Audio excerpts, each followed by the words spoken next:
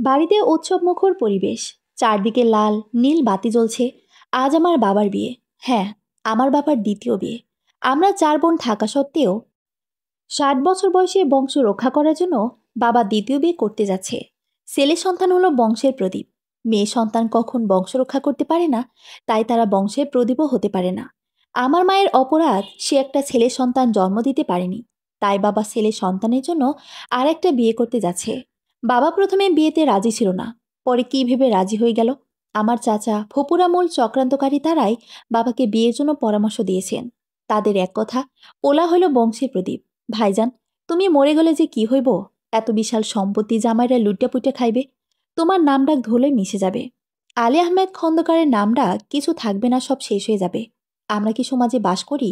ছেলে সন্তানের সম্পত্তি ভোগ করলে বাবার সম্মান বৃদ্ধি পায়, আর কন্যা সন্তানেরা সম্পত্তি ভোগ করলে বাবার সম্মানহানি হয়। কন্যা সন্তানরা কি বাবার ঐরসের সন্তান না? আমি বাবার সামনে বসে আছি। বাবাকে আজ খুব খুশি দেখাচ্ছে। ধবধবে সাদা পাঞ্জাবি পরে আছে। এখন সৌদি আরব থেকে আনা সুগন্ধি আতর গায়ে মাখছে। শুনেছি বাবা যাকে বিয়ে করবে সে আমার বড় আপার বয়সী। অনেক গরিব ঘরের মেয়ে। বাবার সম্পত্তি টাকা পয়সা দেখে বিয়ে দিচ্ছে। মা বলেছে এখন থেকে মা আমার সাথেই থাকবে। তাই মায়ের প্রয়োজনীয় জিনিসপত্র আমার রুমে এনে গোছাচ্ছে।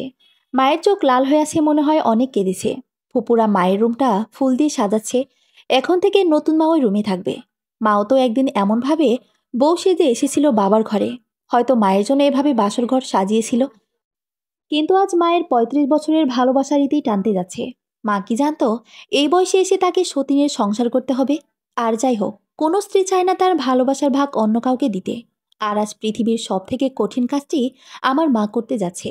তার ভালোবাসার মানুষটাকে হাজারো কষ্টের মাঝে গড়ে তোলা সংসারটাকে অর্ধেক ভাগ দিতে হবে। কপালের লিখন না যায় খণ্ডন। মায়ের ভাগ্যে হয়তো এটাই লেখা ছিল। আমার চাচা ফুপুরা চেয়েছিল তাদের গণ্ডমূর্খ ছেলেদের সাথে আপুদের বিয়ে দেবে, সব সম্পত্তি ভোগ দখল করে খাবে। কিন্তু মায়ের জন্য পারেনি। এই জন্য মায়ের উপর অনেক ক্ষোভ ছিল তাদের। তাই তো বাবাকে কান পরামর্শ দিয়ে বিয়েতে রাজি করিয়েছে। আর বাবাও পুত্র সন্তানের আশায় বিয়েতে রাজি হয়ে গেল। বাবা নতুন বউয়ের যদি ছেলে না হয়, তাহলে বাবা কি আবারও আরেকটা বিয়ে করবে? দেখো তো, আমি একাই বকবক করে যাচ্ছি। আমার পরিচয়টা দিতে ভুলে গিয়েছি। আমি শারমিন নিশি। ক্লাস 8-এ পড়ি। 4 বোনের মধ্যে সবার ছোট। আমার বড় বোনের নাম জান্নাত। 4 বছর হলো বিয়ে হয়েছে, একটা ছেলে আছে। মেঝো আপু আইন নিয়ে পড়াশোনা করছে ঢাকা ইউনিভার্সিটিতে। ছোট আপু ইন্টার 2য় বর্ষে পড়ে। মজার বিষয় হলো, বাবা যে বিয়ে করছে আপুরা কেউ জানে না। কারণ আপুরা জানলে এই বিয়ে কখনো হতে দিত না। কি আজব ব্যাপার! যেখানে বাবা মেয়ে বিয়ে দেবার কথা, সেখানে বাবা নিজেই বিয়ে করতে যাচ্ছে। বাবার খুব ইচ্ছা আমি যেন তার বিয়ের বরযাত্রীতে যাই। কিন্তু আমি মাকে একা রেখে কোথাও যাব না। বিয়ে করে বাবা নতুন মাকে নিয়ে এসেছে। সবার সাথে নতুন মাকে পরিচয় করিয়ে দিচ্ছে। নিশি, এদিকে আসো। এটা হলো তোমার নতুন মা। এখন থেকে ওনাকে ছোট মা বলে ডাকবে। আমি মাথা নাড়িয়ে উত্তর দিলাম, ঠিক আছে বাবা। মা আমাকে জড়িয়ে ধরে চোখ বন্ধ করে আছে। মা, তোমার কি অনেক কষ্ট হচ্ছে? আমি মাথায় তেল দিয়ে দিই। না মা, তুমি ঘুমাও। সকালে স্কুলে যেতে হবে। বাবা বলেছে কাল স্কুলে যাওয়া লাগবে না। পৃথিবী উল্টে গেলেও পড়াশোনা বন্ধ দেওয়া যাবে না। কাল তুমি স্কুলে যাবে। তোমাদেরকে অনেক বড় হতে হবে। সবাই গর্ব করে বলবে খন্দকার বাড়ির মেয়ে। সারা রাত মা একটু ঘুমায়নি। ডুকরে ডুকরে কেঁদেছে। আমি একাই ছিলাম মায়ের কষ্টের সাক্ষী। সকালে রেডি হয়ে স্কুলে চলে আসলাম। স্কুলে সবাই আমার দিকে তাকিয়ে ব্যঙ্গ করে হাসছে। আমি মাথা নিচু করে ক্লাসে ঢুকে পড়লাম। নীল আমার ক্লাসমেট। ওর সাথে কখনো আমার ভালো সম্পর্ক ছিল না। নীলার কাজ হলো আমার পেছনে লেগে থাকা। কি রে নিশি, শুনলাম তোর বাবা নাকি বিয়ে করেছে। আচ্ছা, তোর যদি ভাই হয় তাহলে তোর আব্বারে কি বলে ডাকবে? না না। নীলার কথা শুনে ক্লাসের সবাই হাসিতে ফেটে পড়েছে। স্যার এসে ওদের কথা শুনে ফেলে সবাইকে খুব বকা দেয়। আর নীলাকে ক্লাস থেকে বের করে দিয়েছে। স্যার আমার হাতটা ধরে বাহিরে নিয়ে এসেছে। স্কুলের জারুল তলায় বসে স্যার শুধু একটা কথাই বলেছে, নিশি, জীবনটা বড় কঠিন রে মা। চলার পথে শত বাধা আসবে। সবাই তোমার শুভাকাঙ্ক্ষী হবে না।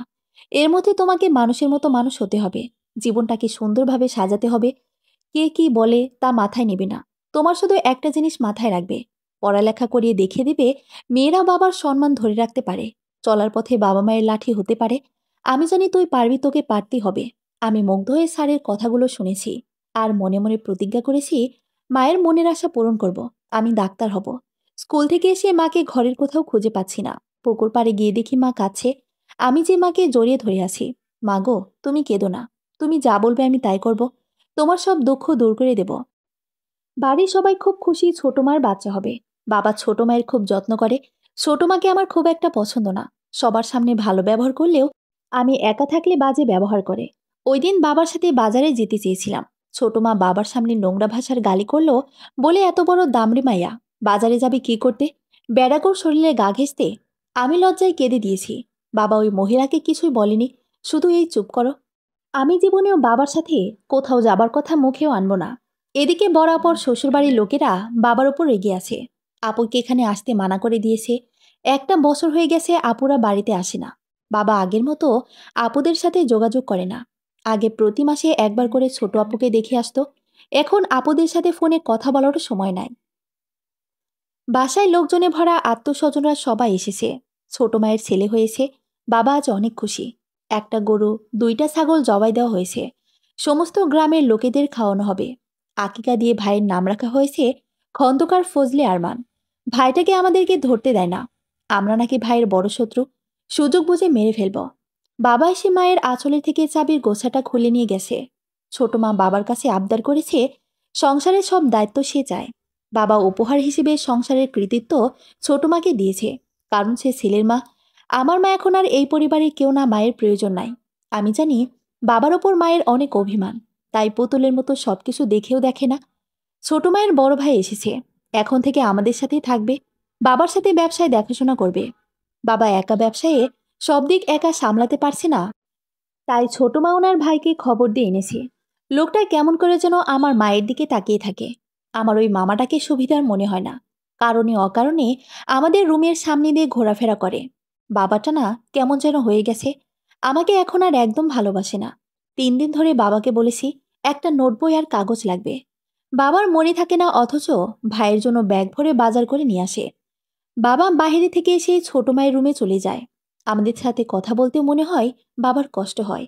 বাবা, তোমার মনে আছে আমি মিষ্টি পছন্দ করতাম বলে তুমি আমাকে আদর করে মিষ্টি নামে ডাকতে? মার রাগ হবে দেখে তুমি প্রতিদিন লুকিয়ে আমার জন্য মিষ্টি কিনে আনতে। সপ্তাহে একবার করে গঞ্জে নিয়ে যেতে, নতুন কাপড়, চুড়ি, কত কি কিনে দিতে। বাবা গো, এই কদিনে কিভাবে সবকিছু ভুলে গেলে? কতদিন আমাকে মিষ্টি বলে ডাকো না। ছোট মা স্যারকে বাসায় পড়াতে আসতে মানা করে দিয়েছি। এগুলো বাড়তি খরচ। আমাকে একটা কোচিং খরচ দেবে। শুধু আমার না, আপুদের পড়ার খরচ দিতে বাবাকে মানা করে দিয়েছে। ছোট মা বলে মায়া মাঝের এত পড়ালেখা করে কি হবে? আপুরা নাকি পড়ালেখার নাম করে শহরে পোলাগোর লগে নষ্টি ফষ্টি করে বেড়ায়। আমাদের লেখাপড়া বন্ধ করার তোমরা কে? তোমরা হয়তো ভুলে গেছো সম্পত্তি বাবার একা না, আমার মায়ের অর্ধেক সম্পত্তি। আমাদের পড়ার খরচ কখনো বাবা দেয়নি, সারা জীবন মা দিয়েছে। আমি প্রতিবাদ করেছি বলে বাবা ছোট মায়ের সামনে বসে আমাকে মেরেছে। বাবা, তুমি আমাকে কিভাবে মারতে পারলে? কদিন থেকে মায়ের শরীরটা ভালো না। কিছু খেতে পারে না, বমি করে। মাঝে মাঝে বুকে ব্যথা ওঠে। বিকেলে ডাক্তার চাচা মাকে দেখতে আসবে। ওদিকে বড় আপু আমাদের চিন্তায় কাঁদতে কাঁদতে অসুস্থ হয়ে গেছে। মায়ের হৃদরোগের সমস্যা হয়েছে। ডাক্তার চাচা মাকে শহরে নিয়ে ভালো ডাক্তার দেখাতে বলেছে। বাবা ব্যবসায় কাজ নিয়ে অনেক ব্যস্ত। মাকে নিয়ে ডাক্তার দেখানোর সময় নাই। অথচ আগে মায়ের সামান্য জ্বর হলেও চিৎকার চেঁচামেচি করে বাড়ি মাথায় তুলত। মাকে জোর করে ডাক্তারের কাছে নিয়ে যেত। বাবা, মায়ের প্রতি তোমার সেই ভালোবাসা গেল কোথায়? স্ত্রীর প্রতি, সন্তানের প্রতি তোমার ভালোবাসা এত তাড়াতাড়ি ভাগ গেল? ছোট আপু আর বড় মামাকে খবর দেওয়া হয়েছে আগামীকাল এসে মাকে ঢাকায় নিয়ে যাবে। আমরা 4 বোন ভালো রেজাল্ট করলে বাবা খুশিতে এলাকার সবাইকে মিষ্টি খাওয়াতো। ছোট আপু কুয়েটে চান্স পেয়েছে। বাবা হয়তো ভুলে গেছে সেই খুশির দিনগুলোর কথা। আমার বার্ষিক পরীক্ষা চলছে, আর 2টা পরীক্ষা বাকি আছে। তাই মায়ের সাথে ঢাকা যেতে পারবো না। মা বাসায় নেই। এই সুযোগে ছোট মা আমাকে দিয়ে বাড়ির সব কাজ করিয়েছে।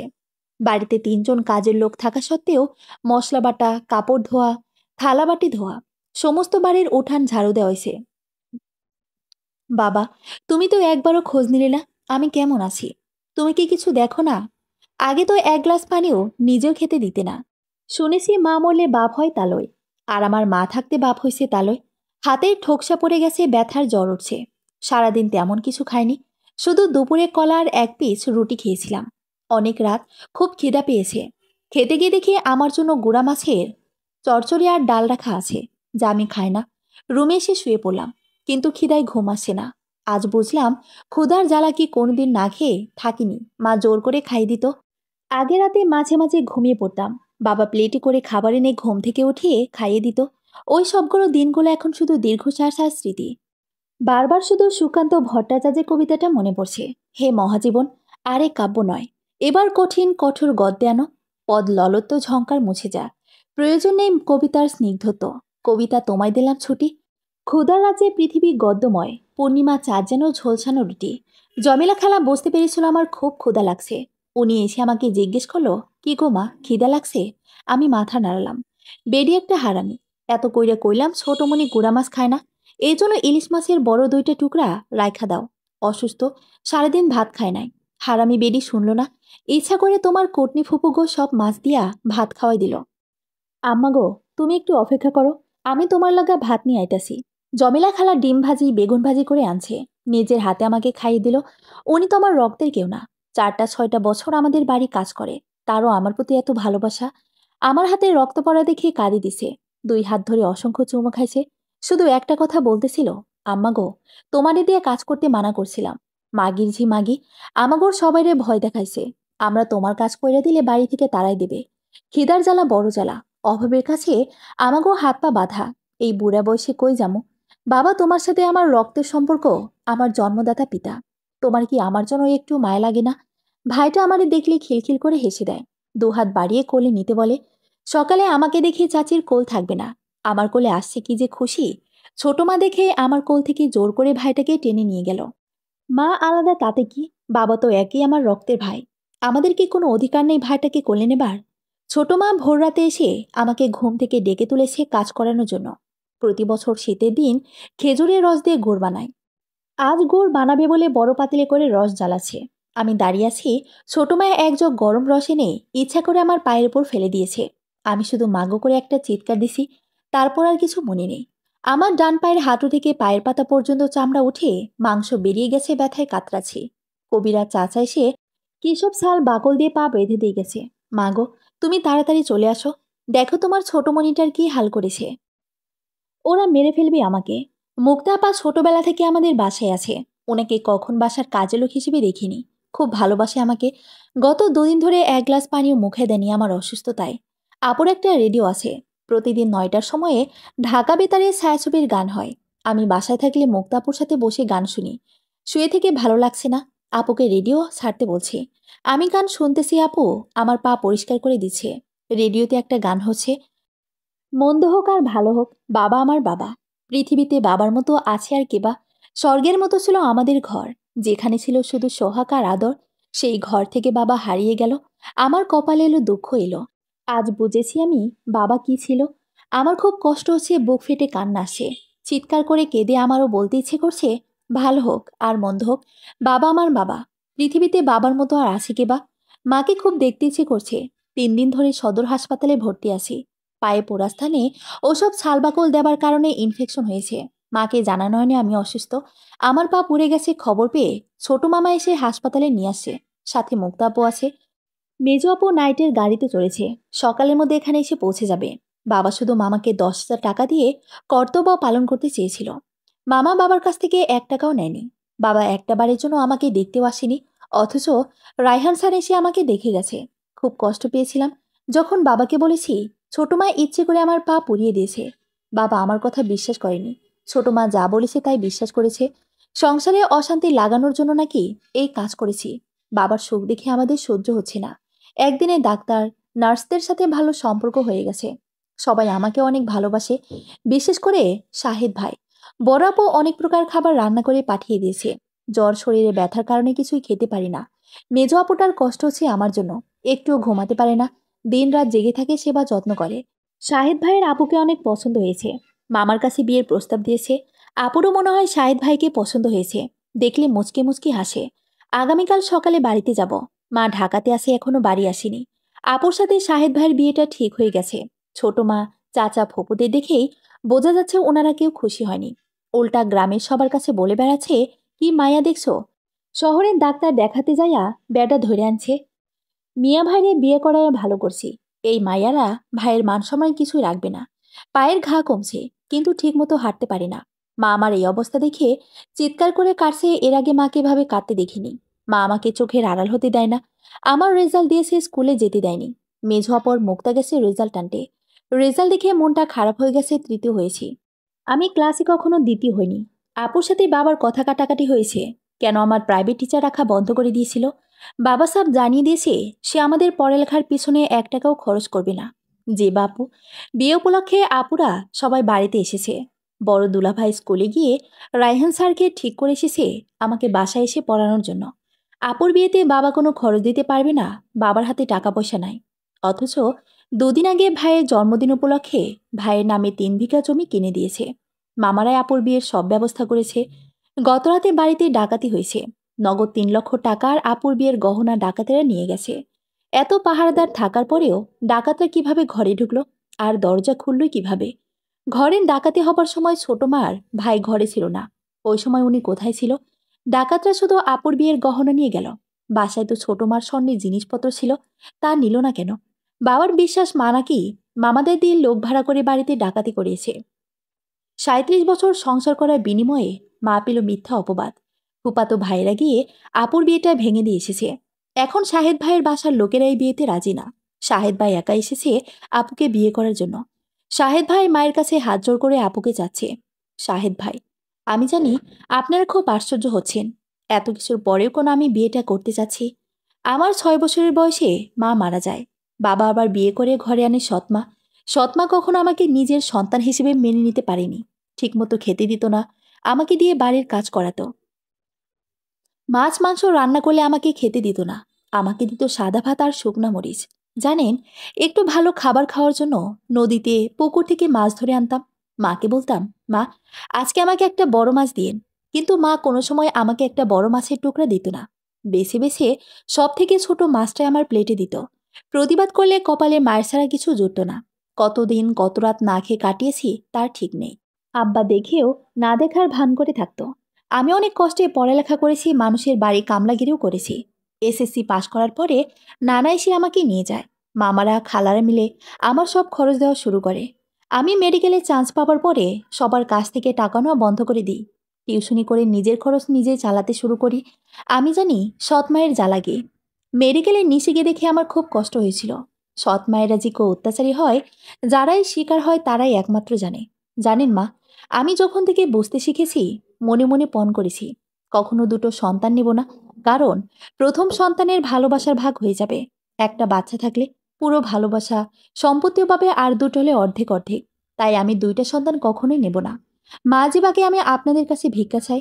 আমি কথা দিচ্ছি ওরে কোনোদিন কষ্ট দেব না। আমি আপনার ছেলে হতে চাই। কোনো অনুষ্ঠান ছাড়া এক কাপড়ে আপু বিয়েটা হয়ে গেল।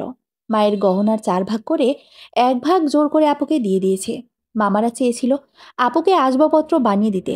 শাহেদ ভাই 1 টাকার জিনিসপত্র নেবে না। বিয়ে করে ওই দিন রাতে আপুকে নিয়ে চলে গেছে। ছোট মায়ের বাবার বাড়ির লোকেরা আলাদিনের চেরাগ পেয়েছে। আগে 2 বেলা ঠিক মতো ভাত খেতে পারতো না, এখন বাড়িতে দালান ঘর তুলছে, জমি রেখেছে, বাজারের ফলে দোকানও দিয়েছে। বাবার এখন চোখ থেকে অন্ধ। আমাদের রাইস মিলটা বিপুল পরিমাণ লস হয়েছে, বন্ধ হবার মতো অবস্থা। এদিকে ছোট মায়ের আবার বাচ্চা হবে। বাবা ইদানিং আমাদের রুমের কাছে রাতে ঘোরাঘুরি করে, মায়ের সাথে ঘনিষ্ঠ হতে চায়। স্কুলের টেস্ট পরীক্ষা চলছে। পরীক্ষা শেষে বাসায় এসে দেখি মা বিছানায় পড়ে আছে, সমস্ত শরীরে রক্তে ভরা। মায়ের গায়ে থেকে কাপড়টা সরিয়ে দেখি বিভিন্ন জায়গায় কাটা, কাঁদিয়ে রক্ত বের হচ্ছে, মায়ের কোনো হুঁশ নাই।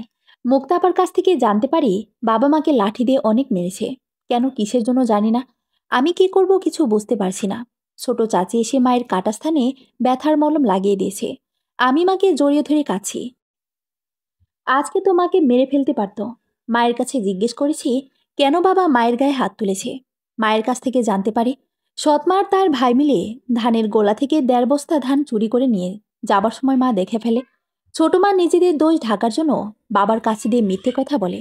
আমার মা তার ভাইয়ের সাথে ফিজিক্যাল রিলেশন করতে চেয়েছে। প্রায় মা তার ভাইয়ের রুমে যায়। আজও মা নাকি ছোট মায়ের ভাইয়ের হাত ধরে টানাটানি করেছে। বাবা ছোট মায়ের নোংরা কথাগুলো বিশ্বাস করে মায়ের গায়ে হাত তুলেছে। বাবা আমার মাকে পবিত্র থেকে কে অপবিত্র বানাতে তোমার একটু খারাপ লাগলো না? আমি, মা গো, আর কত চুপ করে থাকবে, কিছু তো বলো। মা, অনেক হয়েছে, আর না নিশি। তুই এখন মুক্তাকে সাথে করে নানা বাড়ি যা, তোর মামাদের খবর দে। ছোট মামাকে বলবি বাজারে গিয়ে ফোন করে তোর আপুদের 2 দিনের মধ্যে বাড়িতে আসতে বলে। তোর বড় মামাকে আর মেঝো মামাকে সাথে করে নিয়ে আসবি। যে কোনো সময় ওরা কোনো অঘটন ঘটাতে পারে। আমি আর 1 মিনিটও দেরি করলাম না।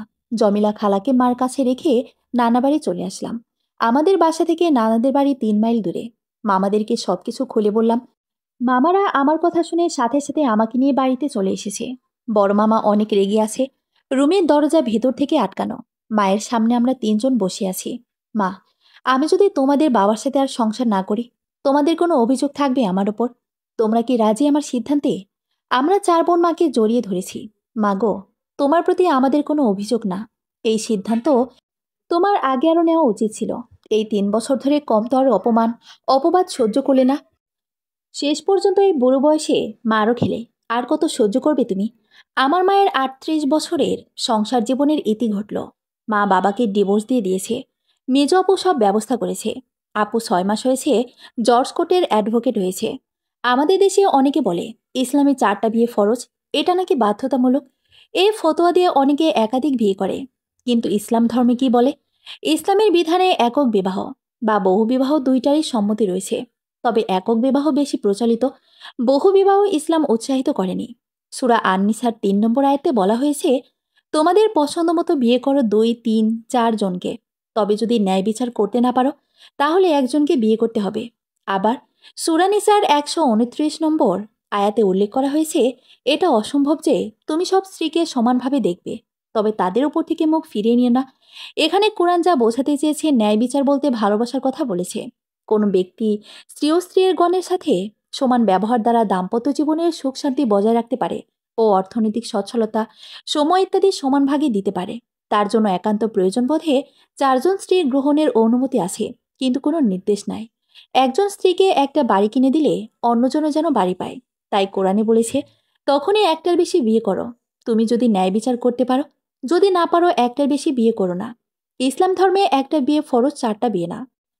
বহুবিবাহ হলো মোবা। বাবা মায়ের সাথে যা কিছু করেছে সব অন্যায়। এত বছর সংসার করেও মায়ের চরিত্র সম্পর্কে ধারণা হয়নি। হিন্দু এলাকাতে মায়ের নামে একটা বাড়ি আছে। আমরা এখন থেকে এখানেই থাকব। মা বাবার বাসা থেকে আসার সময় একটাই কাজ করেছে, মায়ের পায়ের জুতো দিয়ে বাবার গালে একটা বাড়ি দিয়েছিল। আমি মনে করি আমার মা কোনো ভুল কাজ করেনি। মেজ আপু, শাহেদ ভাইয়া আমাদের শহরে নিয়ে যেতে চেয়েছে, মা যাবে না। আপুর কাছে শুনলাম বাবা মায়ের নামে সম্পত্তি নিজের নামে রেকর্ড করে নিয়েছে। ওই দিন রাতে মামারা যদি আমাদের সাথে না থাকতো, মা আর আমাকে মেরে ফেলে আত্মহত্যা বলে চালিয়ে দিত। সৎমা লোক ঠিক করেছিল আমাদের দুজনকে মারার জন্য। বাবাও জানতো। বাবা, ছি, এত নিজ কিভাবে হলে? দেখতে দেখতে আমার এইচএসসি পরীক্ষা শুরু হয়ে গেল। পরীক্ষা কেন্দ্রে আমার সাথে আপু আর মামা এসেছে। অধিকাংশ ছেলেমেয়েদের সাথে তাদের বাবা এসেছে। আগে যখন আপুদের পরীক্ষা হতো, বাবা আপুদের সাথেই আসতো। সবই এখন স্মৃতি। পরীক্ষা দিয়ে আসার সময় বাজারে বসে বাবার সাথে দেখা হয়েছিল। বাবা বিশাল বড় রুই মাছ কিনেছে। তার শ্বশুরবাড়ির লোকেরা বেড়াতে এসেছে। বাবা আমাদেরকে দেখেও না দেখার ভান করে চলে গেছে। আপু আমাকে নিয়ে বাসায় চলে এসেছে। 1 ঘন্টা পরে বড় মামাও 4 কেজি ওজনের একটা রুই মাছ নিয়ে হাজির। গত 3 দিন ধরে বড় ফুপির ছোট মেয়েটাকে খুঁজে পাওয়া যাচ্ছে না। কেউ জানে না রুনা আপু কোথায়। থানায় জিডি করা হয়েছে। 4 দিন পরে রুনা আপুর ছিন্ন বিচ্ছিন্ন লাশ পাওয়া গেছে বাবাদের বাড়ির পেছনে ডোবাতে। পুলিশ খুনের কোনো আলামত খুঁজে পায়নি। ফুপুরা দোষ চাপাচ্ছে আমাদের ওপর। থানায় গিয়ে আমাদের নামে খুনের মামলা করতে চেয়েছিল, কিন্তু থানার ওসি কেস নেয়নি। বড় দুলাভাইও থানায় যেয়ে ওদের নামে মামলাহানি করেছে। থানার ওসি জাহিদ হলো বড় দুলাভাইয়ের চাচাতো ভাই। উনি ভাইয়াকে ফুপুদের নামে মানহানি মামলা দিতে বলেছিল। রুনা লাশ সদর হাসপাতালের মর্গে নেওয়া হয়েছিল। পোস্টমর্টেম রিপোর্ট দেবে 1 দিন পর। রুনা 4 মাসের প্রেগনেন্ট ছিল। আমরা যদি রুনাকে গুম করে খুন করি, তাহলে রুনাকে প্রেগনেন্ট বানিয়ে গিয়ে কার সাথে রুনার অবৈধ সম্পর্ক ছিল? জাহিদ ভাই খন্দকার বাড়িতে গিয়েছে তদন্ত করার জন্য। বাড়ির সবাইকে জিজ্ঞাসাবাদ করেছে। ছোট মায়ের ভাইকে জাহিদ ভাইয়ের সন্দেহ হয়েছে। তাছাড়া ডোবার পাশে একটা পুরুষ মানুষের জুতা পাইছে। ছোট মায়ের ভাইকে জিজ্ঞাসাবাদের জন্য থানায় নেওয়া হয়েছে, কারণ ডোবার পাশের পড়ে থাকা জুতাটা ওনার। পুলিশের মায়ের খেয়ে সব ঘটনা গড়গড় করে বলে দিয়েছে। রুনার সাথে 2 বছরের সম্পর্ক ছিল। মিথ্যা বিয়ের প্রলোভন দেখিয়ে শারীরিক সম্পর্ক করে। রুনা প্রেগনেন্ট হবার পরে বিয়ের জন্য চাপ দেয়। সৎ মায়ের ভাই রুনাকে মেরে ফেলার ডোবার মধ্যে ফেলে দেয়। যে যেমন কর্ম করবে তার শাস্তি পেতে হবে। ফুপু, তুমি যেমন আমার মায়ের সংসার নষ্ট করে দিলে, গ্রামের মানুষের কাছে অপমান অপদস্থ করেছিলে। আল্লাহ তোমার পাপের বিচার করেছে। তোমার কোল থেকে তোমার মেয়েকে কেড়ে নিয়েছে। মেয়েও হারিয়েছ। আর তোমাদের দেখলে গ্রামের মানুষ থুতু ছিটাবে। অবিবাহিত মেয়ের বাচ্চা হবে গ্রাম অঞ্চলে খুবই ঘৃণিত বিষয়। তোমরা আমার মায়ের সুখ কেড়ে নিয়েছ, আল্লাহ তোমাদের সুখ কেড়ে নিয়েছে। কথায় আছে, লোভে পাপ আর পাপে মৃত। রুনা বউ টাকার লোভে পড়ে 2 বাচ্চার বাপ বুড়ো বেটার সাথে প্রেম করে পাপ কাজে লিপ্ত হয়েছিল। পরিশেষে পাপ কাজের ফল মৃত্যু হয়েছে। এদিকে বাবার সাথে তার বোনের দা কুমড়োর সম্পর্ক হয়েছে। বাবা উকিল ধরেছে, ছোট বউয়ের ভাইয়ের হয়ে কেস লড়তেছে। ভাই বোন কেউ কারো মুখ দেখে না। চাচা ফুপুরা সবাই বাবার ওপর নারাজ। আপুরা সবাই গ্রামে এসেছে আমার এসএসসি পরীক্ষার রেজাল্ট দেবে। মনের মধ্যে খুব ভয়। এবারই প্রথম জিপিএ পদ্ধতি শুরু হয়েছে। বড় মামার ছোট আপু রেজাল্ট আনতে গিয়েছে। ছোটবেলায় যখন অনেক ভয় পেতাম, বড় আপু হাত ধরে থাকতাম। আজকেও বড় আপুর হাত ধরে বসে আছি। বড় ধুলাবাইয়ের ট্রান্সফার হয়েছে খুলনাতে। সামনের মাসে আপুরা খুলনা চলে যাবে। ছোট আপুর খুলনাতে একা থাকে বলে জন্য খুব টেনশন করত। এখন মায়ের আর ছোট আপুর জন্য চিন্তা করা লাগবে না। দূর থেকে বড় মামা আর নাজি আপুকে দেখা যাচ্ছে। মামার হাতে অনেক মিষ্টি প্যাকেট। মুক্তাপা দৌড়ে চলে গেছে ওদের কাছে। মামা মুখে জয়ের হাসি দেখে বোঝা যাচ্ছে রেজাল্ট ভালো হয়েছে। 4.88 পেয়েছি মা। আপুরা সবাই অনেক খুশি। মা আমার গালে চুমুতে ভরিয়ে দিয়েছে। ছোট মামা খুশিতে সমস্ত গ্রামে মিষ্টি ছুটিয়েছে। আজকে বাসায় আমার পছন্দের সব খাবার রান্না করা হয়েছে। হাঁসের মাংস, রুটি, পিঠা দেখেই জিভে পানি চলে এসেছে। আমি টুল নিয়ে চুলার পাশে বসে আছি। মা প্লেটে করে রুটি, মাংস নিয়ে আমাকে খাইয়ে দিচ্ছে। মায়ের হাতে খাবার খেলে মনে হয় বেহেশতের খাবার খাচ্ছি। মুক্তা আপার বিয়ের কথা চলছে মেজো মামার ইটের ভাটার ম্যানেজার সিদ্দিকের সাথে। বাড়িতে উৎসবমুখর পরিবেশে বড় বউ মেঝো অপর দুজনের বাচ্চা হবে। আর মুক্তাপার বিয়ে। এই কয় মাসে বাবা মাদের কোনো খোঁজ খবর নেয়নি। আপুরা চাচ্ছে আমাকে শহরে ভালো কলেজে ভর্তি করাতে। আমি গ্রামের কলেজে পড়ব। মাকে ছেড়ে কোথাও যাব না আমি। গ্রামের স্কুলে যদি ভালো রেজাল্ট করতে পারি তাহলে কলেজে পড়ে পারবো না কেন? উপজেলা পরিষদের কৃতি ছাত্রছাত্রীদের সংবর্ধনা অনুষ্ঠানের আয়োজন করা হয়েছে। অভিভাবক হিসেবে আমার মাকে নিয়ে গিয়েছি। উপজেলার মধ্যে সব থেকে ভালো রেজাল্ট আমার এই জন্য। আমার মা রাবিয়া বেগম আকন্দকে সেরা মায়ের অ্যাওয়ার্ড দিয়েছে। অনেকদিন পর মাকে প্রাণ খুলে হাসতে দেখেছি। আমি শুধু আমার মায়ের গর্বিত সন্তান। কলেজে বার্ষিক সাংস্কৃতিক প্রতিযোগিতার আয়োজন করা হয়েছে। আমি কবিতা আবৃত্তিতে নাম দিয়েছি। স্কুলে আমি প্রথম হতাম। কাজী নজরুল ইসলাম লেখা উপন্যাস, গল্প, কবিতা আমার প্রিয়। এই মানুষটা পথ দেখিয়ে গেছে যুদ্ধে ময়দানে না গিয়েও কলম দিয়ে যুদ্ধ করা যায়, প্রতিবাদের ঝড় তোলা যায়। হেরা হতে হেলে দুলে নোরানি তবুও কে আসে হায়। সারা দুনিয়া হেজায়ের পর্দা খুলে খুলে যায়। সে যে আমার কামলিওয়ালা কামলিওয়ালা।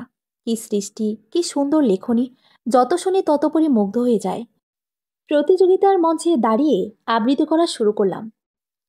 বলবীর বল উন্নীতি মমশির, শির নেহারে আমারই নতশির। এই শিখর হিমাদের বলবীর বল মহাবিশ্বের মহাকাশ ফাড়ি। চন্দ্র সূর্য গ্রহ তারা ছাড়ি, ভালক দুলক গোলক ভেদিয়া। যুগর আসন আসর ছেদিয়া, উঠিয়াছি চির বিস্ময় আমি বিশ্ব বিধাত্রীর। মম ললাটে রুদ্র ভগবান জলে রাজ রাত্রিকা দীপ্র জয়শ্রীর। বলবীর আমি চির দুর্দম দুর্বিনীত, নৃশংস মহাপ্রলয়ের আমি নটরাজ। আমি সাইক্লোন, আমি ধ্বংস, আমি মহাভারত। আমি অভিশাপ পৃথ্বীর, আমি দুর্বর। আমি ভেঙে করি সব চোরমার। আমি অনিয়ম ও শৃঙ্খল।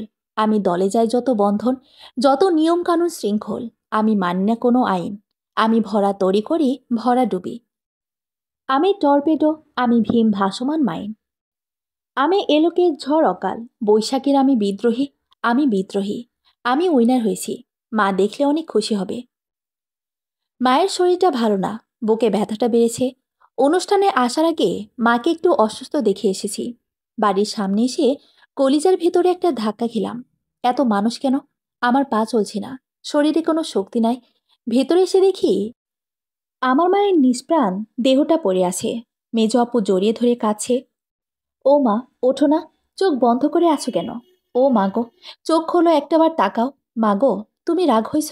আমি তোমাকে একা রেখে কোথাও যাব না মা। ওঠো, আমি বাঁচব কিভাবে?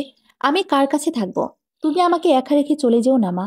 মাকে শেষ গোসল করিয়ে সাদা কাফনের কাপড় পরিয়ে রাখা হয়েছে।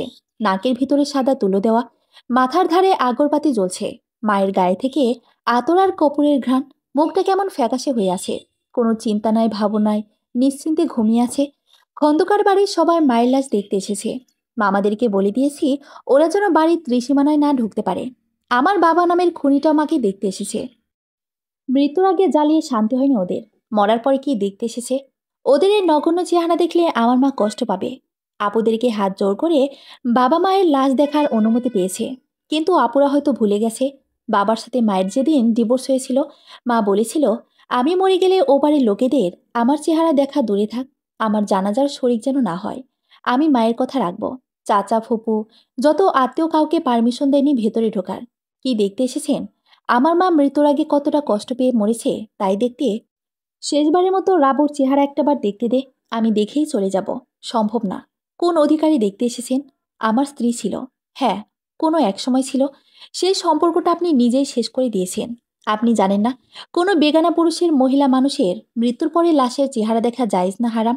আপনি এখন তার স্বামী না, পরপুরুষ। এখন যদি আমার মায়ের মুখ দেখতে দেই তাহলে গোনা হবে। আমার মার কবরে আজাব পাবে। কথাগুলো আমার না, ধর্মের কথা। মাপ চাই, তোমাদের কাছে মাফ করে দাও। জীবনটা কি আপনি সিনেমা মনে করেন? হাজারো অন্যায় করে একবার মাপ চাইলে ক্ষমা পেয়ে যাবেন? বাস্তব জীবন বড়ই কঠিন, নির্মম। ক্ষমা চাইলে মাপ পাওয়া যায় না। আমার মা আপনার সংসারে কি না করেছে। এখন না হয় আপনি বড়লোক মানুষ হয়েছেন। এমন একটা সময় ছিল 2 মাসেও একবার মাংস কিনে খাওয়ার মতো ক্ষমতা ছিল না। মা শুধু সারাটা জীবন কষ্টই করে গেছে। সুখ নামক পাখিটা একবার ওকি দিয়ে গভীর অতলে হারিয়ে গেছে। মায়ের যখন বিয়ে হয় তেমন কিছুই ছিল না আপনার। এক রুমালা, ছোট টিনের ঘর, সামনে একটা বারান্দা আর অল্প কিছু জমি। আপনার ওই ভদ্রবেশী ভালো মানুষের চেহারা দেখে নানা মাকে আপনার সাথে বিয়ে দিয়েছিল। জমিতে ধান চাষ করার গরু ছিল না, কামলা রাখার ক্ষমতাও ছিল না। মানুষ দেখলে আপনার সম্মানের হানি হবে, তাই রাতের আধারে মা আর আপনি লাঙ্গল টানতেন। আপনি ধানের বীজ ফলাতেন, মা লাঙ্গল টানত। বাবার বাড়ি ধনী হওয়া সত্ত্বেও কোনোদিন কারো কাছে সাহায্য চায়নি। একবেলা খাবার খেলে অন্যবেলা না খেয়ে থাকতো, শুধু আপনার সংসারের খরচ কমানোর জন্য। বছরে 2টা ভালো শাড়ি কিনে দিতেও পারেনি। মায়ের মুখে শুনেছি বড় আপু যখন জন্ম হয় বৃষ্টির দিন ছিল। বৃষ্টি হলে চালের ফোঁটো দিয়ে পানি পড়ে, ঘরে ভরে যেত। খাটের ওপরও পানি পড়তো। মা সারা রাত আপুকে কোলে নিয়ে না ঘুমিয়ে এক কোণায় বসে থাকতো। নানা মায়ের কষ্ট দেখে সম্পত্তি ভাগ করে মায়ের ভাগের সম্পত্তি মাকে দিয়ে দিয়েছিল। আপনি এখন বড়লোক হয়েছেন। 3টা বাড়ি, রাইস মিল, ইটের ভাটা, বিঘায় বিঘায় জমির মালিক হয়েছেন। সমাজের নাম ডাক শুধু আমার মায়ের জন্য। এখন পর্যন্ত আমার মায়ের সম্পত্তি নিজের নামে রেকর্ড করিয়ে ভোগ দখল করে বসে আছেন। 4টা মেয়ে হবার কারণে কখনো মায়ের উপর সন্তুষ্ট ছিলেন না। একটা ছেলের জন্য মায়ের উপর কম অত্যাচার করেননি। উঠতে বসতে কথা শোনাতেন। বুড়া বয়সে অল্প বয়সী মেয়ে বিয়ে করে মায়ের উপর অত্যাচারের পরিমাণ বাড়িয়ে দিলেন। সারা জীবন কষ্ট করেছে আমার মা, আর রেডিমেড রাজাসহ রাজত্ব দিলেন আপনার ছোট বউকে। ওই মুখ দিয়ে আমার মায়ের মুখ দেখার কথা বলতে লজ্জা করল না আপনার? আমার মায়ের মুখ দেখার কোনো অধিকার আপনার নেই। আপনি এখন চলে যেতে পারেন। আর শোনেন, আজ থেকে আমি জানবো আমার শুধু মা না, বাবাও নেই। মায়ের সাথে আপনাকেও জীবন্ত দাফন করলাম। আপনি আমার মায়ের খনি, আর কোনো খনির সাথে আমার সম্পর্ক থাকতেই পারে না। যাদের বাবা মা থাকে না তাদেরকে এতিম বলে। আমি এখন থেকে এতিম। আজকের পর কোনোদিন আপনার মুখ দেখব না আমি। আপনার মরা লাশও না। এখন আসতে পারেন আপনি। বাবাকে মায়ের লাশ দেখতে দেয়নি বলে আপুরা হয়তো আমার উপর একটু রাগ করেছে। কিন্তু আপু, তোরা দূরে ছিলি, তোরা দেখিসনি মায়ের নির্ঘুম রাতগুলো কতটা কষ্টে ছিল। আমি দেখেছি প্রতিটা রাতে চোখের জলধারা। কাঁদতে কাঁদতে চোখে ছানি পড়িয়ে ফেলেছিল। চোখে ঠিকমতো দেখতে পেত না। না খেয়ে থাকতে থাকতে শরীরে রক্তশূন্যতা হয়েছে। আমি অন্যায় কিছু করিনি, উচিত কাজটাই করেছি। মায়ের জানাজা পড়ানো হয়ে গেছে। খাটিয়ায় করে লাশ দাফনের জন্য নিয়ে যাচ্ছে। খাটিয়ার সামনে দুলাভাইরা, পিছনে বড় মামা আর ছোট মামা। সবাই কালিমা পড়তে পড়তে এগিয়ে যাচ্ছে। আশহাদু আল্লাহ ইলাহা ইল্লাল্লাহু ওয়াহদাহু লা শারিকা লাহু ওয়া আশহাদু আন্না মুহাম্মাদান আবদুহু ওয়া রাসূলুহু। শেষবারের মতো মায়ের চাঁদ মাখা মুখটা পরাণ ভরে দেখে নিয়েছি। আর কোনোদিন মায়ের মুখটা দেখতে পারবো না। ও মাগো, শত কষ্টের মাঝে তোমার মুখটা দেখলে কষ্ট সব দূর হয়ে যেত। এখন আমি কি করব মা? কষ্টগুলো সব বুকের মাঝে চেপে রাখতে হবে। আজকের পরে কেউ তো আর সোনামণি বলে ডাকবে না। গভীর রাত, সবাই ঘুমিয়ে গেছে। আমার চোখে ঘুম নাই। অন্ধকার কবরে মা একা ঘুমিয়ে আছে। মায়ের বুকে মাথা না দিলে আমার ঘুম আসে না। অভ্যাস হয়ে গেছে। বালিশ নিয়ে চলে এলাম মায়ের কবরের কাছে। বাড়ির সামনে বকুলতলায় মাকে কবর দেওয়া হয়। মায়ের কবর জড়িয়ে ধরে শুয়ে আছি। 10 মাস 10 দিন ধরে গর্ভে ধারণ, কষ্টের তীব্রতায় করেছি আমার লালন। হঠাৎ কোথায় না বলে হারিয়ে গেল। জন্মান্তরের বাঁধন কোথায় হারালো? সবাই বলে ওই আকাশে লুকিয়ে আছে। খুঁজে দেখো, পাবেন দূর নক্ষত্র মাঝে। রাতের তারা আমায় কি তুই বলতে পারিস? কোথায় আছি, কেমন আছি মা? ভোরের তারা, রাতের তারা, মাকে জানিয়ে দিস। আমি অনেককে দিছি আর কাটতে পারি না। মাথার উপর কারে হাতে স্পর্শ পেয়ে ঘুম ভেঙে গেল। তাকিয়ে দেখি বড় আপু চোখ দুটা লাল করে আমার পাশে বসে আছে। দেখেই বোঝা যাচ্ছে এতক্ষণ কেঁদেছে। ভোরবেলার সমস্ত বাড়ি তোকে কোথাও খুঁজে পাচ্ছিলাম না। এখানে এসে দেখি মায়ের কবরের উপর ঘুমিয়ে আছিস। মায়ের বুকে মাথা না দিলে ঘুম আসে না। মাকে এখানে একা রেখে ঘরের মধ্যে শান্তি পাচ্ছিলাম না। মা একা কেন মরে গেল? আমাকে সাথে করে নিয়ে যেত, তাহলে দুজন এক কবরে একসাথে থাকতে পারতাম। মাকে ছাড়া থাকবো কিভাবে আপু? আপু টান দিয়ে বুকে জড়িয়ে ধরে কাঁদছে। আমিও কাঁদছি। জানিস নিশি, তোর যেদিন জন্ম হয় আমি প্রথম তোকে দেখি। তুই কান্না করেছিলি। আমি চাচির কাছ থেকে তোকে কোলে নিয়ে কপালে চুমু খেয়ে দেই। তুই কান্না থামিয়ে আমার দিকে আধো আধো খোলা চোখে মুখের দিকে তাকিয়ে থেকে দুই হাত নাড়িয়ে শিখি খুশি। আমরা তিন বোন, আর মা ছাড়া তোকে দেখে কেউ খুশি হয়নি। সবাই ছেলের আশা করেছিল, কিন্তু জন্ম হলো মেয়ে, তাও আবার গায়ের রং কালো। ফুপুরা বাবার সামনে বসে মাকে কত কথা শোনালো। ভাবছি পোলা হইব, পোলা তো হইল না। জন্ম নিছে এককার কালা মাইয়া। আগের দিনটা তো ফর্সা সুন্দর ছিল। এইটা দেখি রাইতের লাহান কালা হইছে। ভাইজান তুমি সাদা, ভাবির গায়ের রং সাদা, এটা আইলো কই থেকে? দেখো তো মনে হয় না তোমার বাচ্চা। ফুপুদের কথা শুনে বাবা 3 দিন বাসায় আসেনি। মামারা অনেক বুঝিয়ে শুনিয়ে বাবাকে নিয়ে আসে, কিন্তু বাবার মনের মধ্যে সন্দেহ থেকে যায়। মায়ের সাথে খুব একটা ভালো ব্যবহার করতো না। আমার চাচা ফুপুরা কখন তোর সাথে ভালো আচরণ করেনি। আমি তোর নাম রাখি শারমিন নিশি। নিশিতে তোর জন্ম, তাই নিশি রাখলাম। গ্রামের শ্যামবর্ণকে কালো হিসেবে ধরে, এখানে কালো মানুষের কোনো মূল্য নাই। বাবা তোর নামে আকিকা দেবে না। আমি আমার মাটির ব্যাংক ভেঙে ফেলি। 2300 টাকা ছিল। মার কাছে টাকাগুলো দিয়ে বলেছিলাম আকিকা দিতে। মা আমাকে কাছে টেনে নিয়ে বলেছিল, আমি না থাকলে তুই ওরে আগলে রাখতে পারবি। এখন থেকে আমার কোনো চিন্তা নাই। ওই দিন আমার টাকার সাথে মায়ের কাছে জমানো টাকা মিলিয়ে ছোট মামাকে দিয়ে একটা খাসি কিনে আনিয়ে তোর আকিকার ব্যবস্থা করি। তোর কপালে কাজলের টিপ দিলে চাচা ফুপুরা খুব হাসাহাসি করত। বলতো, ওর কপালে টিপ দিছিস কেন? ও কায়লা মাইয়া কেউ নজর দেবে না। অথচ আমাদের 4 বোনের মধ্যে তোর চেহারা বেশি ভালো, মিষ্টি ভাব বেশি ছিল। শুধু শ্যামলা দেখে মাকে কত কথা শোনাতো। তুই বড় হতে লাগলি, চেহারা আর সুন্দর হতে লাগলো। বাবাকে দেখলেই হেসে দিয়ে দুহাত বাড়িয়ে দিতি কোলে নেওয়ার জন্য। আস্তে আস্তে বাবা তোর প্রতি ভালোবাসার সৃষ্টি হতে লাগলো। এরপর কেউ কিছু বললে বাবাই উত্তর দিত। ছোটবেলায় তুই রাগ করলে আমি তোর কাছে গিয়ে বলতাম, আমার দাদাইটা কইরে, ওরে আমার পাখিটা রাগ হয়েছে। হাত বাড়িয়ে যখন বলতাম, আয়ে কাছে সোনামণি, আয়ে কাছে যান, তুই যে আমার চোখের তারা, তুই যে আমার প্রাণ, তোকে নিয়ে গড়বো আমি সুখেরই জীবন। সাথে সাথে লাভ দিয়ে কোলে আসতি। মানে তোর বোনটা কি মরে গেছে? ছোটবেলায় তোকে যেমন আগলে রাখতাম, এখন থেকে আমি বুক দিয়ে আগলে রাখবো তোকে। মায়ের অভাব কি বুঝতেই দেব না। আপু জোর করে ঘরে এনে গোসল করিয়ে নাস্তা খাইয়ে দিল। আজ 3 দিন মানে মসজিদে মিলাদের ব্যবস্থা করা হয়েছে, আর বাসাতে এতিমগরিদের খাবারের ব্যবস্থা করেছে। আমিও আজকে এতিমদের সাথে খাবার খাবো। ওদের মাঝে বসে পড়লাম। ভেবেছিলাম আপুরা রাগ হবে। আপুরা দেখি আমার পাশে বসে খাওয়া শুরু করেছে। আমাকে নিয়ে টানটানি শুরু হয়ে গেল। মামারা যাচ্ছে আমাকে তাদের কাছে রাখবে। আপুরা কেউ রাজি না। মেজো তার কাছে নিয়ে যাবে, কিন্তু বড় আপুর এক কথা, আমাকে কারো কাছে দেবে না, আপুর কাছে রাখবে। আমি পড়েছি মহাবিপদে। কিছুই মাথায় কাজ করছে না। চুপ থাকা বুদ্ধিমানের কাজ, যা আছে কপালে। ডিসিশন হলো আমার ঠিকানা এখন বড় আপুর বাসা। মেজো আপুর কাছে থাকবে জমিলা খালা, ওনার আপন বলতে আমরা কেউ নেই। বাড়ি দেখাশোনা করবে মুক্তা আপা আর সিদ্দিক ভাই, ওরা এখানেই থাকবে। আমার তো এখানে মাকে একা রেখে যেতে ইচ্ছে করছে না। মা গো, তুমি বেঁচে থাকলে আমাকে দোটানার মধ্যে পড়তে হতো না। শুধু একটা মানুষ নাই। এই কদিনে কত কি ঘটে গেল। মায়ের অভাব আস্তে আস্তে বুঝতে পারছি। বড় ধুলাবাই কলেজ থাকে, আমার বদলে সব ব্যবস্থা করে ফেলল। খুলনা আসার আগে মায়ের কবরের সামনে দোয়া পড়ে কবরটা জিয়ারত করে আসলাম। আবার কবে গ্রামে আসবো তা জানি না। খুলনা নিয়ে সিটি কলেজে ভর্তি করিয়ে দিল। রেজাল্ট ভালো থাকার কারণে ভর্তি হতে কোনো বেগ পেতে হয়নি। গ্রামের কাদামাটি জীবনের ইতি ঘটিয়ে শুরু হলো আমার ইট পাথরের শহরে জীবন। আপু খুব পরিপাটি করে আমার রুমটা সাজিয়েছে। সবকিছু নতুন জিনিসপত্র, এমনকি পানি খাবার গ্লাসটাও। আজকে আমার এই কলেজ প্রথম ক্লাস আপু। দুলাভাই সাথে করে নিয়ে গেছে। গ্রাম থেকে এসেছি শুনে সবাই একটু ভ্রু কুঁচকে তাকিয়েছিল। স্যার যখন জিজ্ঞেস করলো ম্যাট্রিকের রেজাল্ট কি, আমার রেজাল্ট শুনে সবাই অনেক অবাক হয়েছিল। ওদের ধারণা ছিল গ্রামের স্টুডেন্টরা ভালো রেজাল্ট করতে পারে না। এর মধ্যে কয়েকজনের সাথে আমার ভালো বন্ধুত্ব গড়ে উঠেছে। ক্লাসের বেলি নামের মেয়েটা আমাকে খুব একটা পছন্দ করে না। আমার উপর রেগে আছে, কারণ ওর ঘনিষ্ঠ বন্ধুগুলো আমার সাথে মিশে। আমি যে ব্রেঞ্চিতে বসলে বেলি ওই ব্রেঞ্চিতে বসে না, জানি না কেন। দিন শেষে রাতেবেলা মায়ের কথা খুব মনে পড়ে। মুখটা চোখের সামনে ভেসে আসে। আমাদের কলেজে একজন বয়স্ক মহিলা আসে বাদাম বিক্রি করতে। আমরা খালাকে পছন্দ করি, ওনার কাছ থেকে বাদাম কিনে খাই। কিন্তু বেলি ওনাকে একদমই সহ্য করতে পারে না। খালার কাছ থেকে কেনা বাদাম খাওয়া তো দূরে থাক, ছইও না। তিথি, যারা, ওদের কারণে বেলি আমার সাথে মিশলেও আমার থেকে দুহাত দূরে থাকে। বাইরে প্রচণ্ড বৃষ্টি, ক্লাসে বসে আছি। স্টুডেন্ট কম থাকায় ক্লাস হয়নি, তাই সবাই মিলে ডিসিশন নিলাম ফুচকা খেতে যাব। বৃষ্টির কারণে রাস্তা পিচ্ছিল হয়ে আছে। রাস্তার সাইড দিয়ে আমরা 5 জন হেঁটে যাচ্ছি।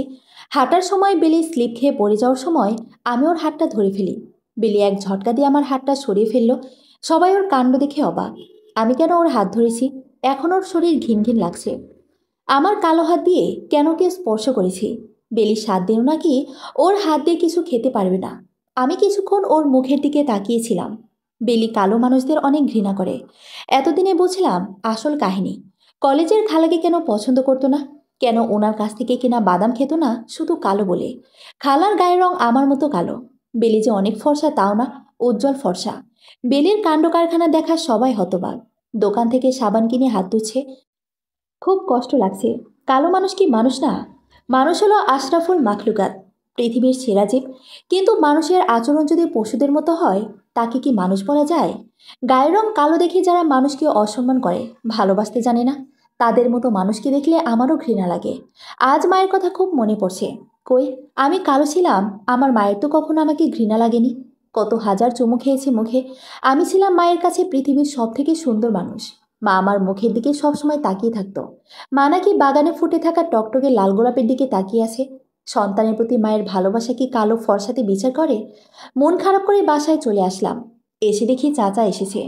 আপুর কাছে শুনলাম বাবার একটা মেয়ে হয়েছে, কিন্তু প্রতিবন্ধী। শুনে খুব খারাপ লাগলো। বাবা ছোট মা যাই করুক না কেন আমাদের সাথে। বাচ্চাটার কোনো দোষ নেই, সে তো নিষ্পাপ। আজকে সালমান ভাইয়ের বিয়ে।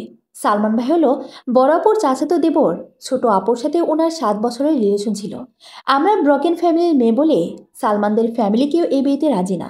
সালমান ভাই আপুকে ফিরিয়ে দিয়েছে, কারণ একে তো ব্রোকেন ফ্যামিলি, তার উপর বুড়ো বয়সে বাবা বাচ্চা হয়েছে। আপুকে বিয়ে করলে সমাজে মুখ দেখাতে পারবে না। এতটা বছর ভালোবাসা নামে মিথ্যা অভিনয় কি দরকার ছিল? বাবা বিয়ে করেছে 6 বছরের বেশি, তখন কেন রিলেশনটা ভেঙে দিল না? তাহলে তো আপুকে এত কষ্ট পেতে হতো না। ছোট আপু অনেক ভেঙে পড়েছে। আমার খুব কষ্ট হচ্ছে আপুর কষ্ট দেখে। হয়তো বা ব্রোকেন ফ্যামিলির জন্য কত শত মানুষের স্বপ্ন ভেঙে যায়। মন ভাঙা আর মসজিদ ভাঙা সমান কথা। ওপরে আল্লাহ আছে, তিনি বিচার করবে। কাল গ্রামে যাব মায়ের কবর জিয়ারত করতে। ওখানে গেলে হয়তো আপুর মন ভালো হয়ে যেতে পারে। বাসায় নতুন কাজের বউ রাখা হয়েছে বাসার দারোয়ান কাসিমের স্ত্রীকে। ওনাদের 2টা বাচ্চা। ছেলেটার বয়স 6 বছর হবে আর মেয়েটার 3। এতদিন আমি একটা জিনিস খেয়াল করে দেখলাম, কাজের বউ 2টা বাচ্চাকে সাথে নিয়ে কাজ করতে আসে। মেয়েটাকে ফ্লোরে বসিয়ে রাখে, কিন্তু ছেলেটাকে কোলে নিয়ে কাজ করে।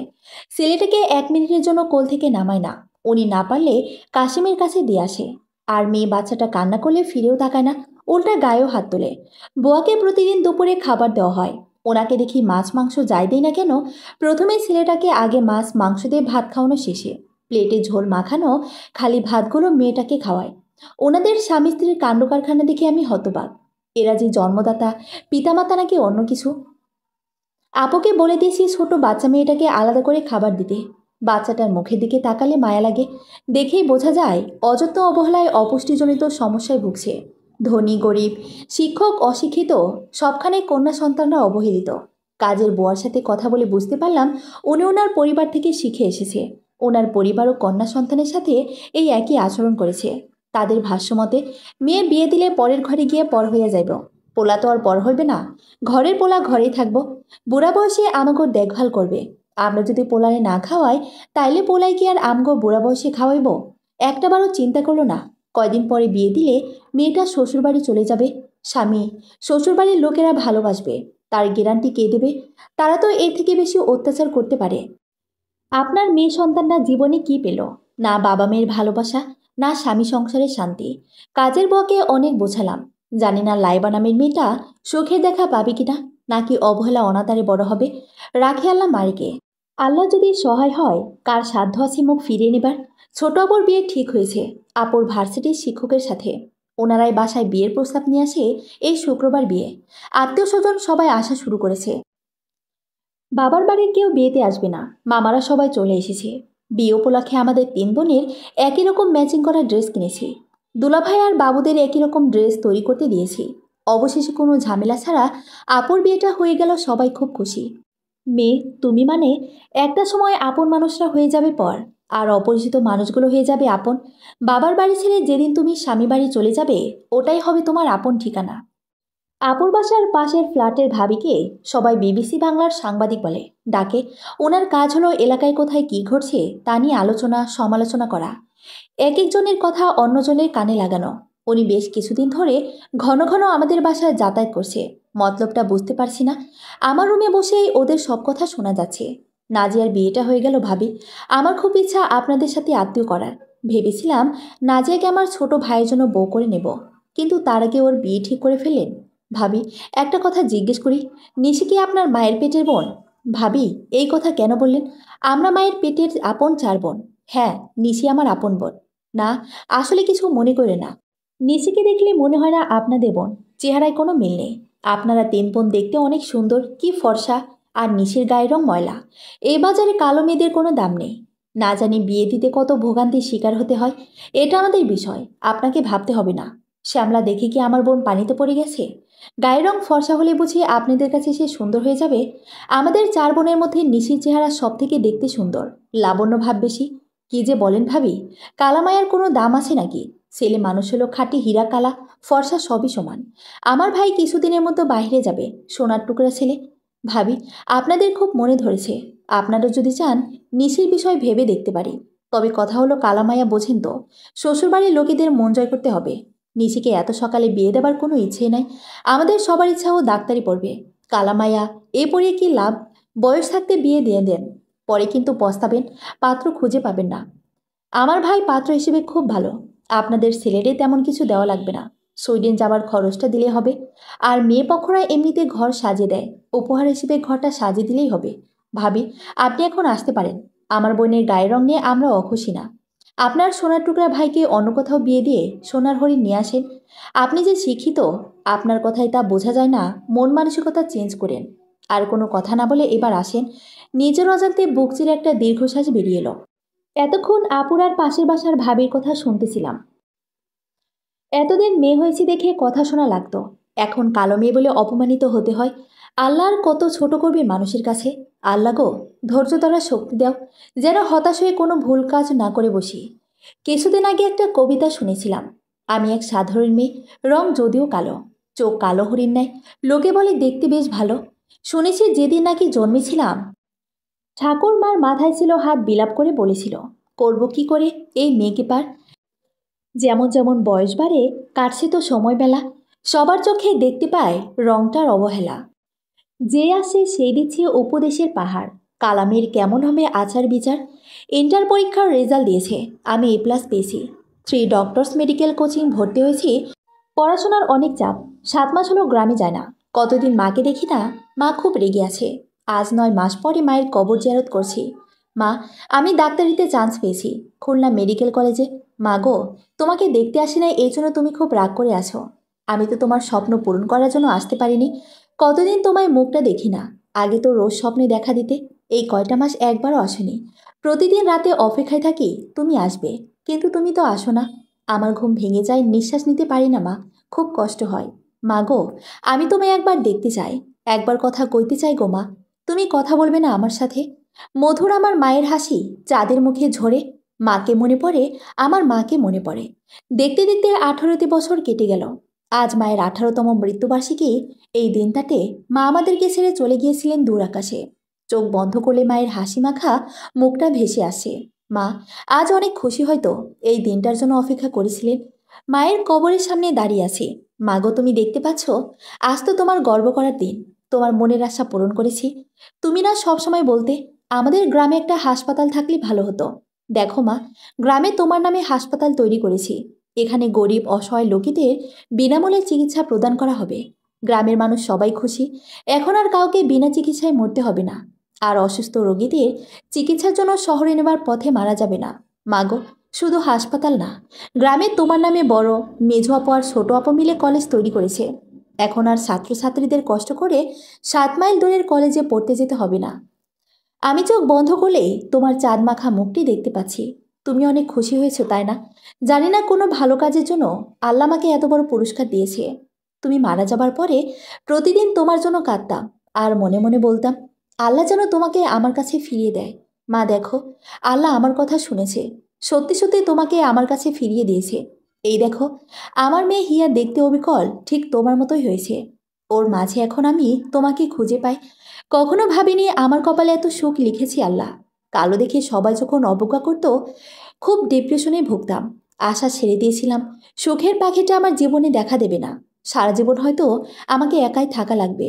নিজেকে সেভাবে তৈরি করতেছিলাম। 2009 সালে 25শে মে দক্ষিণ পশ্চিম অঞ্চলে আঘাত হানে ঘূর্ণিঝড় আয়লা। এই ঝড়ে হাজারেরও বেশি মানুষ মারা যায়। সাতক্ষীরা উপকূলে মানুষ সব থেকে বেশি ক্ষতিগ্রস্ত হয়। 59 জন মানুষ মৃত্যুবরণ করে, আহত হয় 7,000-এর বেশি মানুষ। আইলায় ক্ষতিগ্রস্ত হয় 3 লক্ষের বেশি মানুষ। আমরা মেডিকেলের টিম নিয়ে যাই সাতক্ষীরা উপকূলে চিকিৎসা প্রদানের জন্য। মেজর আবির আদনানের সাথে ওখানে বসে পরিচয় হয়। ওরা ক্ষতিগ্রস্তদের জন্য ত্রাণ নিয়ে এসেছিল। শুরু হয় একসাথে দুজনের একসাথে পথ চলা, বন্ধুত্ব, প্রেম, ভালোবাসা, তারপর বিয়ে। একটা সময় আমার চোখ দিয়ে পানি বের হতো কষ্টে, আর এখনও আমার চোখ দিয়ে পানি বের হয়, তবে সুখে। শুধু কষ্টে মানুষ কাঁদে না, সুখেও কাঁদে। এই মানুষটা আমাকে এত বোঝে, ওরে কখন যে মুখ ফুটে কিছু বলতে হয় না। আমার চোখ দেখে বুঝে নেয় আমার চাও পাওয়াগুলো। আদনানের দু চোখে আমার জন্য অফুরন্ত ভালোবাসা দেখেছি। আমার মাঝে মাঝে প্রশ্ন জাগে, একটা মানুষ কিভাবে এত ভালোবাসতে পারে? ঘরপোড়া গরু যেমন আকাশে সিঁদুর দেখলে ভয় পায়, আমার খুব ভয় হয় মা। এত সুখ আমার কপালে সইবে তো? মা গো, তুমি মরে যাবার পরে বড় আপু আমাকে কখনো বুঝতে দেয়নি আমার মা নেই। বুক দিয়ে আগলে রেখেছে। একদিকে বোনের স্নেহ, অন্যদিকে মায়ের ভালোবাসা আপু একাই আমাকে দিয়েছে। আর এখন আদনান একটা সুখের স্বর্গ উপহার দিয়েছে। ও আমাকে অনেক ভালোবাসে। জানো মা, আমার মেয়েটা বড় আপুকে ছাড়া কিছুই বোঝে না। সবাই ভাবে আমি না বড় আপুর হীরার মা। আমি যদি মরেও যাই, আমার কোনো দুঃখ থাকবে না, কোনো চিন্তা থাকবে না। বড় আপা কোনোদিন মায়ের অভাব বুঝতে দেবে না। আমাকে যেমন ভালোবাসা দিয়ে আগলে রেখেছে, হিয়াকেও একইভাবে রাখবে। মা গো, আমি অনুশোচনায় শেষ হয়ে যাচ্ছি। আমি রাগ হয়ে বাবাকে বলেছিলাম, মৃত্যুর পরেও বাবার মুখ দেখব না। আল্লাহ সত্যি আমার মনের আশা পূরণ করেছে। আমি মৃত্যুর আগে সত্যি বাবার মুখটা দেখতে পারিনি। সিঙ্গাপুরে 2 সপ্তাহের জন্য কনফারেন্সে গিয়েছিলাম। আমি অনেক বেশি অন্যায় করেছি বাবার সাথে। সতে হলেও সে আমার জন্মদাতা পিতা ছিল। তবে মনে একটা সান্ত্বনা, আবরা কেউ মুখ ফিরিয়ে নেয়নি। মা, আমি তোমার কাছে পারমিশন চাই। গত 2 বছর হলো বাবা মারা গেছে। আমি একবারও বাবার কবরে জিয়ারত করতে যাইনি। আমি যেতে চাই। খন্দকার বাড়ির আগের ধন জৌলাস আর নাই। এই 20টা বছরে অনেক পরিবর্তন ঘটেছে। খন্দকার বাড়ি এখন অন্ধকার বাড়িতে পরিণত হয়েছে। বাবা, কতদিন দেখি না তোমায়। কেউ বলে না মানিক কোথায়, আমার বুকে আয়। দেখতে দেখতে কখন যে 20টি বছর পার হয়ে গেল। গত 20টি বছর একবারের জন্য আদর পাইনি। বাবাকে বাবা বলে ডাকতে পারিনি। কখনো বাবার পরম স্নেহের হাতটি আমায় মাথায় বলে দিতে দেখিনি। একবারের জন্য বলতে পারিনি, আমিও বাবা তোমার সাথে সুখ দুঃখের ভাগিদার হতে চাই। আমার সামনে যখন কোনো বন্ধুদের তার বাবার গল্প করতে শুনি, তখন বুকের এক কোণে কেমন যেন একটা ব্যথা অনুভব হয়। ব্যথাটা কেমন বুঝতে চায়, কিন্তু পারি না বাবা। কোনটা বাবার কবর চেনা যাচ্ছে না। কবরের উপর ঘাস লতাপাতা হয়ে ভরে গেছে। কবরের উপরে গরু ছাগল ঘাস খাচ্ছে। বাবা, তোমার বংশের প্রদীপ কোথায়, যার জন্য এত কিছু ঘটে গেল, যার জন্য তুমি এত স্বার্থপর বনে গেলে? তোমার ছেলে, তোমার বংশপ্রদীপ কি তোমার মান সম্মান ধরে রাখতে পেরেছি বাবা? খোঁজ নিয়ে জানলাম, ইটের ভাটাটা তোমার শালারা দখল করে নিয়েছে। রাইস মিলটা ম্যানেজার চাচা কিনে নিয়েছে। তোমার নামে জমি জমা কিছু নেই। সব তোমার গুণধর ছেলে বিক্রি করে জুয়া খেলে, নেশা করে, শেষ করে ফেলেছে। এখন যাত্রাপাড়ার মেয়েদের নিয়ে পড়ে থাকে। এখন শুধু ওই বাড়িটায় সম্পর্ক হবে যেন এটাও বিক্রি করে দেয়। তুমি নিজের চোখে দেখে গিয়েছিলে তোমার ছেলের অধঃপতন। ওই ছেলের জন্য তুমি হার্ট অ্যাটাক করলে। ছেলে ছেলে করে তুমি আমাদেরকে পর করে দিলে। আর সেই ছেলেই তোমাকে মৃত্যুর দিকে ঠেলে দিল। শুনেছি ছোট মায়ের ক্যান্সার হয়েছে। বিনা চিকিৎসা মৃত্যু পথযাত্রী, তাকেও বাড়ি থেকে বের করে দিয়েছে তোমাদের ছেলে। ছোট মা তার ভাইদের কাছে গিয়েছিল, তারাও দূর দূর করে বাড়ি থেকে বের করে দিয়েছে। কেউ জানে না এখন কোথায় আছে। তোমার মেয়েরা না থাকলে হয়তো তোমার ছোট মায়ের মতন করুণ পরিণতি হতো। আপুরা তোমার চিকিৎসা, সেবা যত্ন সব কিছু করেছিল। মনে শুধু এটুকু সান্ত্বনা, মৃত্যুর আগে তুমি তোমার মেয়েদের ভালোবাসা পেয়ে মৃত্যুবরণ করেছিলে। বাবা, তোমার তো নিজেকে সৌভাগ্যবান মনে করা উচিত ছিল। কারণ আমার নবীজিরও 4টা কন্যা ছিল, আর তোমারও 4টা কন্যা সন্তান ছিল। বাবা, তুমি আমার নবীজির আদর্শ মেনে চলোনি। তুমি যদি নবী করিম সাল্লাল্লাহু আলাইসাল্লামের আদর্শ মেনে চলতে, তাইলে জীবন এমন হতো না। বাবা, তোমার মান সম্মান ধুলোয় মেশেনি। তোমার বংশ, তোমার ছেলে রক্ষা করতে না পারলেও তোমার মেয়েরা পেরেছে। মানুষ তোমার মেয়ের জন্য তোমাকে সম্মান করবে। এখন দায়িত্ব বাবার আগের সম্মান ফিরিয়ে দেওয়া। লোকজন ঠিক করেছে বাবার বন্ধ হওয়া মসজিদ, মাদ্রাসা ঠিক করে পুনরায় আবার চালু করব। যদি সঠিকভাবে গড়তে পারে, তাহলে ছেলে আর মেয়ে কি দুজনেই সমান? মেয়েরাও পারে বাবা মায়ের সম্মান বৃদ্ধি করতে, বুড়ো বয়সে বাবা মায়ের চলার পথে লাঠি হতে। মায়ের পায়ের নিচে সন্তানের বেহেশত। কত বড় সম্মানের আসনে আল্লাহ নারীদেরকে দিয়েছে। আমরা মানুষরাই নারীদের সম্মান করতে জানি না। সাম্যের গান গায় কাজী নজরুল ইসলাম। আমার চোখে পুরুষ রমণী কোনো ভেদাভেদ নাই। বিশ্বের যা কিছু মহান সৃষ্টিকর্তা চির কল্যাণকর, অর্ধেক তার করিয়াছে নারী, অর্ধেক তার নর। বিশ্বে যা কিছু এলো পাপতাপ বেদনা অশ্রু বাড়ি, অর্ধেক তার অহিনাহে নর, অর্ধেক তার নারী। নরকণ্ড বলিয়াকে তোমা করে নারী হয়ে জ্ঞান, তবে বরে আদি পাপে নারী নহে সে যে নর শয়তান, অথবা পাপ যে শয়তান যে নর নহে নারী হনে ক্লিপছে, তাই সে নর নারীতে সমান মিশিয়ে রহে। এ বিষে যত ফুটিয়াছে ফুল, ফলিয়াছে যত ফল, নারী দিল তাহে রূপ রস মধুর গন্ধ নির্মল। তাজমহলের পাথর দেখেছ, দেখিয়াছ তার প্রাণ, অন্তরে তার মমতাজ নারী, বাহিরেতে শাহজাহান। সমাপ্ত।